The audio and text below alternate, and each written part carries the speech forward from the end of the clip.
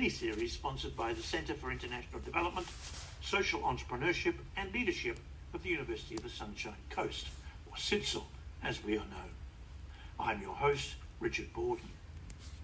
Before proceeding, I wish to acknowledge the traditional custodians of this land, the Gubbi Gubbi people, and pay my respects to the elders, past, present and emerging. One of our commonly held beliefs as Australians is that we're committed to the principles of fair go. We hold that the values of equality, mutual respect, social equity, human rights, compassion, and egalitarianism are all deeply ingrained in our culture. We like to believe that we hold strongly to a set of what we see as family values: trust, forgiveness, sharing, openness, and love. If questioned, we're quick to agree that the respect that we hold is for law and order and parliamentary democracy, whilst we tolerate political, religious, and other differences between us with little or no recourse to violence, even on the footy fields or in other sports arenas where fair play is the go. By and large, we see ourselves as a laid-back mob, even though we have a reputation amongst those from overseas for speaking up for ourselves in direct and straightforward terms whenever we feel slighted. We don't reach for our guns when someone else offends us in some way or another. What a shock it was then to read in a report published in November of last year, just a few months ago, that 1 in 5 Australians have experienced violence or abuse from their partners, with women twice as likely as men to have suffered in this way. Even more horrifying was that in that month it was reported that 58 women in this country had been killed as a result of domestic violence up to that date in 2023. And 2024 is looking no different. Why is this happening? What's behind the fact that more than 4 million adults in this country have experienced physical violence and or emotional or economic abuse from a partner who, during the relationship, presumably expressed and felt love for the very person that they subsequently abused or violated? Are these statistics aberration from the norms of our culture? Are they exceptions resulting from unusual social and or economic or interpersonal circumstances? Or have we been kidding ourselves all along about who we really are as a community? Well, there are few more qualified and experienced people in helping us understand all this than my guest today. Cathy Humphreys is Honorary Professor of Social Work at the University of Melbourne, having recently retired from that institution with a truly outstanding record of research and engagement. A deep commitment to researching issues of domestic violence, with a particular concern for children within this context, is matched by her insistence that her research has practical application in the search for improvement to these terrible situations. Welcome, Cathy. Thank you for having me, Richard. Lovely to hear you again. For many years before you became an academic, you worked in Australian communities as a social worker. From experiences of those days, has there been an escalation in domestic violence in this country, do you think? And if so, what do you feel have been the major contributing factors? So I think, Richard, just on the first point, it's very difficult to know whether there's been an escalation or not, because our recording and our prevalence studies have become better and stronger. Also, people have become, I think, more attuned to what domestic violence actually is, that it's not just an incident of physical or sexual violence, that there's often a pattern of coercive control. People are more able to name and identify their experiences.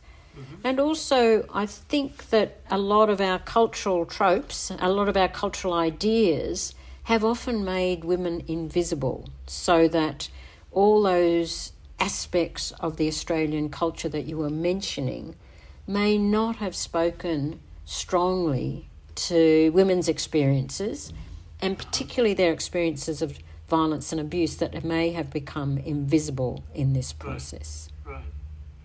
It's often said that the current or the contemporary Australian culture is a reflection of somewhat violent past. If we go back to the 18th, 19th century, is there any truth in that?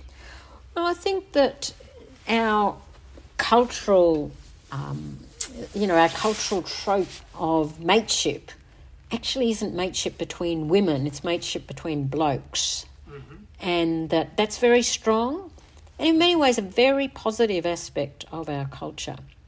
Yeah. But at another level, it's not inclusive of women. It wasn't inclusive of women at the time. And so women have had to fight hard, really, to gain recognition and identity within the Australian cultural landscape. And, of course, more so if you're from the Indian subcontinent or if you're an Aboriginal woman or a woman with a disability. So, in relation to diversity, that also cuts hard in terms of who's visible, who can be seen and whose voices count. Right. Has there been a turning point, or is it just a sort of slow evolution that reaches a point of inflection, that something then does change?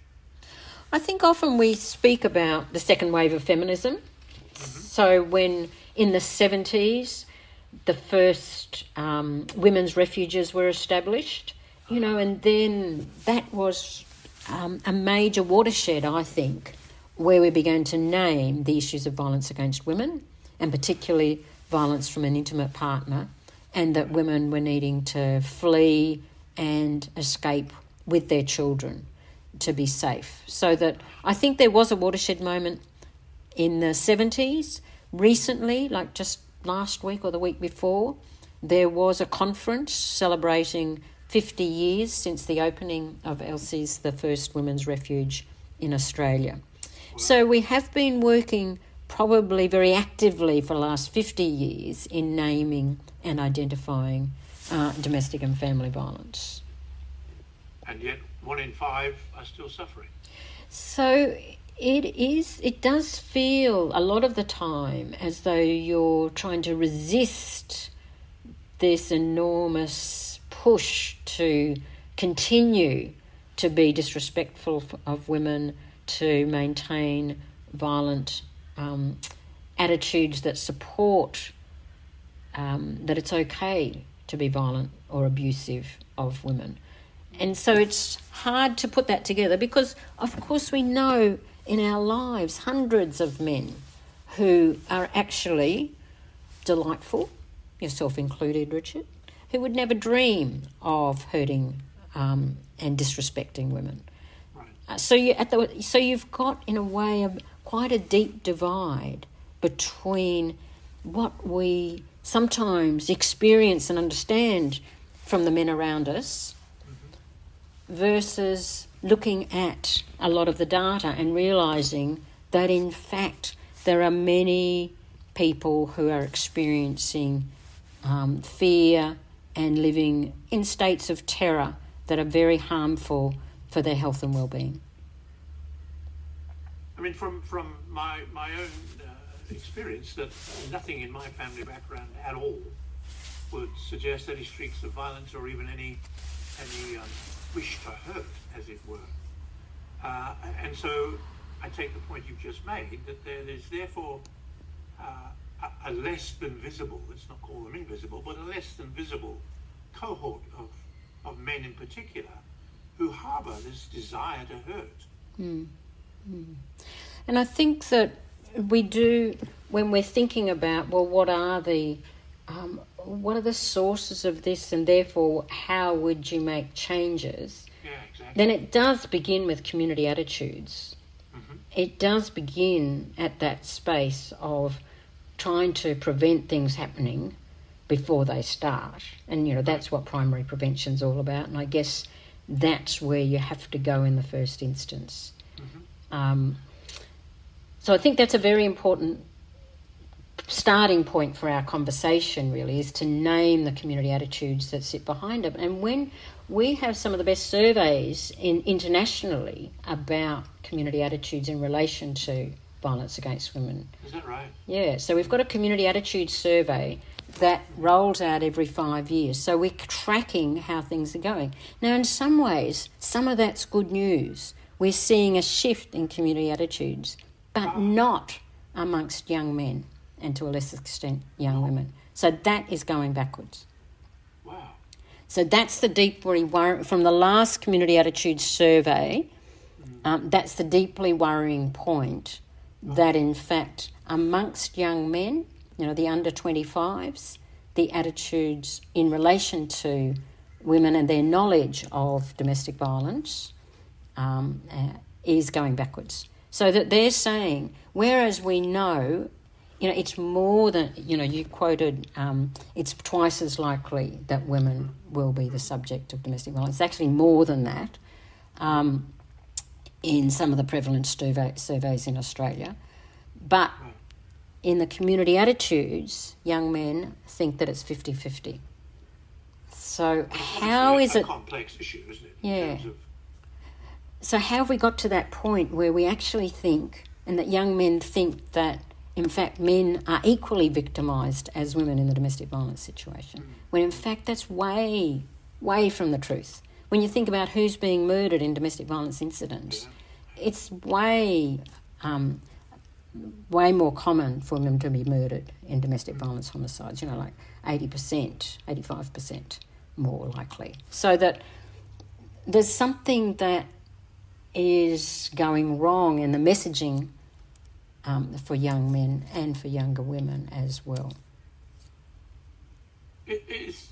Are these issues raised these days in schools? I mean, are young children being exposed to the notion of equality and equity and non-violence part of the culture in schools? Yes, absolutely. So that, there is quite a... there's been quite a lot of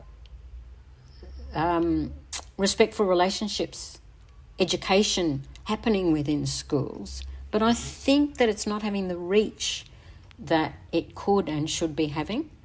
Right. So I don't think that every school has it. I don't think that... and some states are doing better than others in relation to that, but certainly we can't ignore how important that education is. And particularly if you think about that terribly concerning survey by Chanel Contos, where, she ran a survey of hundreds of former Sydney schoolgirls, and they were talking about rape, sexual assault, very large numbers, talking about rape and sexual assault at the hands of private schoolboys. Oh my God. So that and then when you go to those schools, they're saying, but we give them all this respectful relationship education. We give them understanding about consent, but it's not cutting through, and maybe we're not doing it well enough. So I think there's something there that's going deeply wrong about the way in which we are addressing issues with young men and masculinities. I think that probably pornography has a lot to answer for, and the fact that an awful lot of young men are getting their sex education through pornography, which is absolutely not where you want them to get it from. I know that when we interviewed young people who'd been through a treatment program for their sexually harmful behaviours, what did they say about... We asked them what would have prevented them doing sexually harmful behaviours. And they said three things, really. One was, we'd like some justice about the abuse that we received. How can you expect us to act justly to others when we've experienced such abuse ourselves? The second thing was they wanted help with pornography, help us manage pornography. They were finding that was out of control for them, and they didn't know how to manage that. And that's presumably easily accessible these days. So easily accessible. And the third one was give us decent sex education, and particularly about consent, and do it earlier. And so I think we need to be talking to young men about what it is that they are looking for. I know that I was just talking to a PhD student who has been looking and interviewing a wide range of young men about masculinity and also about their sexuality and masculinities. And to a person, to a man, she said, they all said that they wanted to understand more about sex and sexual education. And who did they want it from? They wanted it from their fathers, but none of them had it from their fathers. Wow. So kind of interesting. And this was sort of a randomly selected group of young men, not sort of ones who were through a sexual, not the one I'm talking about where it was interviews with young men who'd been through a sexual, a treatment program. These were just random young men. Wow. Has there been research on single-gender schools? Is it more likely to occur in all-boys schools, for instance? Look, I'm not sure. I don't. There's probably something out there, but it's not at my fingertips, Richard. But I do get back to this one by Chanel Contos, who sent out a survey to all her Sydney school girlfriends, or, sent it widely to Sydney schoolgirls. And they were certainly highlighting private schoolboys. I think partly too that within adult, in our prevalence studies, there is certainly a strong suggestion that there's an overrepresentation within domestic violence where you have issues of poverty, where you have issues of discrimination, where you have issues of homelessness, where you have issues of unemployment, where you have mental health issues. So that there certainly is, in the prevalent studies, an overrepresentation of men who are on the margins but certainly that doesn't mean to say that women aren't constantly reporting men who are rich and powerful who are also abusive. And presumably alcohol is playing a fueling role in all this. So it is one of the drivers that leads to and exacerbates the levels of violence, in terms of severity, frequency and the impact. So when domestic violence occurs in the context at the intersection of drug and alcohol, then the drug and alcohol can be used as part of the tactics of violence and abuse. Right. To excuse, to displace the focus on their violence and abuse, and to ignore the way in which it exacerbates the severity of the violence that's being experienced. Right. It was the drink, they say. They say it was the drink. Whereas... in terms of... I made the point earlier on, A, from knowing you, and B, from reading some of your work, is that you really are incredibly interested in the translation or the interpretation of theoretical studies into practice. Can you give me a couple of examples of how you do that? So I have been more focused on the response to when domestic violence has already occurred.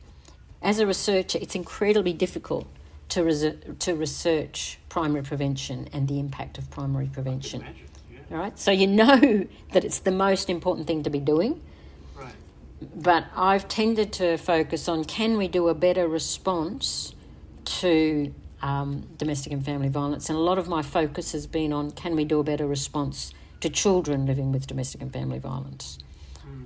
Because, the data on that, like a recent prevalence study of 8,500 people over the age of 16 found that they were reporting 40% had experienced domestic violence before the age of 18. 40% had experienced domestic violence before the age of 18, frequently in combination with other forms of maltreatment. So this is a law professor, Ben Matthews from Queensland, and his team who did a prevalence study. So it's actually did have the power of a prevalence study to say this can be seen as representative of Australian experiences.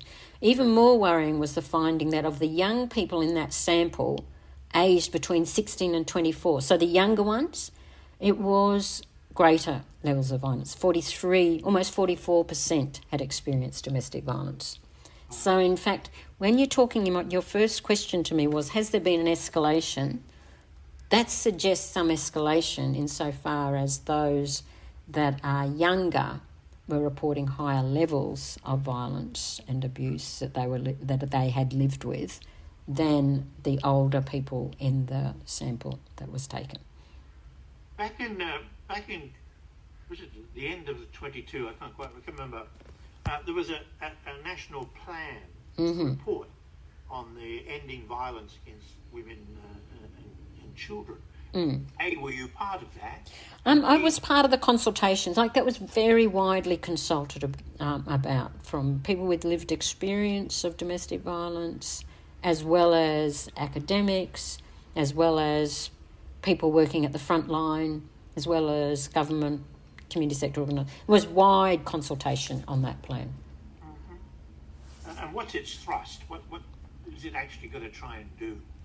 It's trying to set out a strategic plan about what are we going to do about this endemic problem in Australia.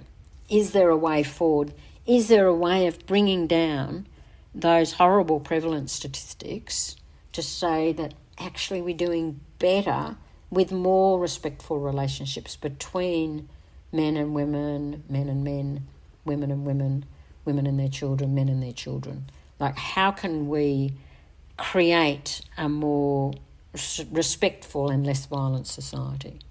I think it was a strategic way forward to say this is a complex problem, that in fact there's no silver bullet here. We have to be working at the level of the primary prevention, those beginning community attitudes, through to how you help people recover from the trauma of living with domestic and family violence. But it's just so overwhelming to me. The more I hear you talk and the more one reads and one hears, it's just so staggeringly large and an indictment, really, of modernity in some ways, isn't it? I mean, if this is the way we've come to live our lives, there's something fundamentally wrong in terms of our beliefs and assumptions. Well, I think it does speak to that very strongly and very worryingly. You can get a bit overwhelmed and depressed working in this area. I bet. On the other hand, one of the things that keeps you in here, and there's two things really, because I was part of working with the first establishment of a women's refuge in Brisbane. So we're talking 50 years ago. Wow. That's worrying, isn't it? Anyway, we won't talk too much about that, Richard. We won't say too much about that. That was yesterday. Yes. But I think there are two things. One, you do work with a social movement to end the elimination of violence and abuse, and therefore you're working with some wonderful like-minded people all the way through. You're working with people with drive, commitment and passion to want to make a difference. And that's a very heartening space to be working in, where you do feel as though you're connected to like-minded people pushing in a similar sort of direction. I guess the second thing is that when you talk to survivors, whether they're adult survivors or child survivors of living with domestic and family violence, you can be struck very strongly by their resilience and by their desire to do something differently, to be protective, to look after each other, to try and make a difference themselves. And you can hold on to that hope and optimism to fuel some of the need and desire to make a difference in the work that you do. If only that were totally prevalent, wouldn't that be good? It would be. It would make a huge difference. It would make a huge difference, Richard. Patty, it's been an absolute delight talking with you. On the other hand, well, it's a delight because of the point you've just made, that there is a resilience, that there is a burgeoning sense of awareness, and that things have to get better. And I'm reminded of the statement, I think, made by Oprah Winfrey about, if you know better, we should be doing better. So you've helped us know better, and I look forward, if you will, to a further conversation with you, because there is so much more to this issue that definitely needs unpacking. Thank you, Richard. It's been a great opportunity, and I have to say, we've only scratched the surface. I feel like, there were questions we could have gone much deeper on, and we could have spent the whole half hour talking about those another time. We will on another time. Thanks a lot, Richard. Bye for now. Thank you, and thank everyone else else for listening, and I look forward to the next time we meet, where we pursue yet another topic under the theme of getting to better.